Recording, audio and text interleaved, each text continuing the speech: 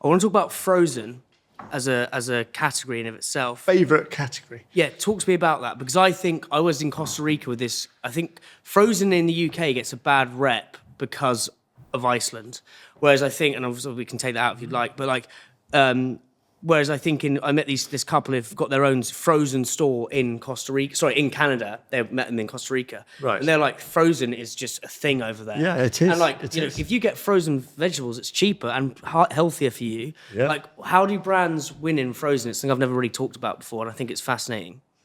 Because you're with Costa Rica, you're in both. So our pizzas, we are 50% of our business is in frozen. I mean, we've got a really big frozen pizza business. Yeah.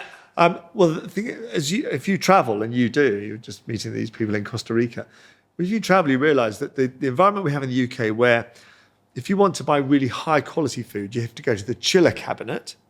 But if you go to the freezer area, it tends not to be quite so upmarket. That's the situation we have in the UK. Yeah. That's not the case elsewhere in the world. We are the anomaly. So if you go to America, for example, as I frequently do, and go look at the pizza category, it's 100% frozen. There isn't a chilled category. If you go to France, there's no chilled pizza in France. It's all frozen. You go to Scandinavia, it's all frozen. It's only here that we have this chilled category and this obsession that chilled, which people think is fresh, which it isn't necessarily, is somehow better than frozen food. But as you rightly say, frozen food can be equally or better quality than chilled food. So I used to be in the fish industry. If you catch the fish and freeze it on board the boat within 3 hours of being caught, that fish is probably higher quality than anything you buy that's been chilled all the way through the supply chain. Yeah. But try and convince someone of that, it's very hard. Yeah, I've always thought there should be like a somewhere in between a Planet Organic and a Planet Organic version of Iceland, where everything you go in, everything's frozen, but it's high quality. Well, there is in France. So Picard in France is the retailer that is a Marks and Spencer's quality, and it's all frozen. Yes. And you can buy fillet steak, giant prawns, beautiful cod frozen at sea. It's superb quality food.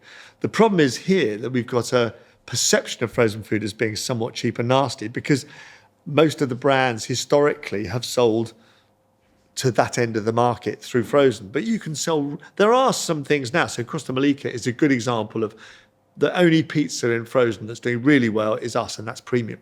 Itsu is a great example of premium bao buns and gyozos that Julian Metcalf's launched into supermarkets in frozen, hugely successful. So there are some, and ice cream. Some of the ice creams are very premium. Haagen-Dazs is extremely premium product and does brilliantly. So frozen, you can have fabulous things in frozen.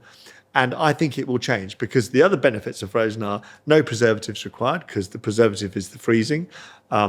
You need less ingredients because it can be less ultra processed. There's much less food waste. Chilled food. If you buy a giant prawn in the UK in chilled, which you think is fresh, all it is defrosted. It's got about 5 days till it goes off. That very prawn was frozen before they sent it into the supermarket. If you bought them frozen, you take them out of your freezer and have them just when you want them. Yes. And then the rest go back in the freezer until the next month that you want some.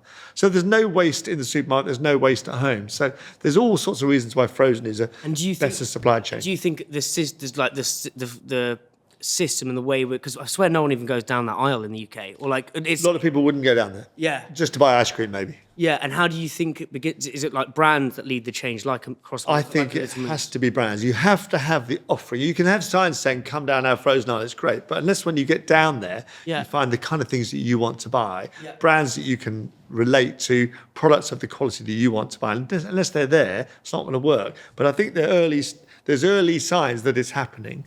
We're part of that at Costa Rica. And I think once people get down there and they realise they can buy really high quality products in frozen, I think it can do well, like the rest of the world. Have you done different brands in each? I think Perry was saying that to me.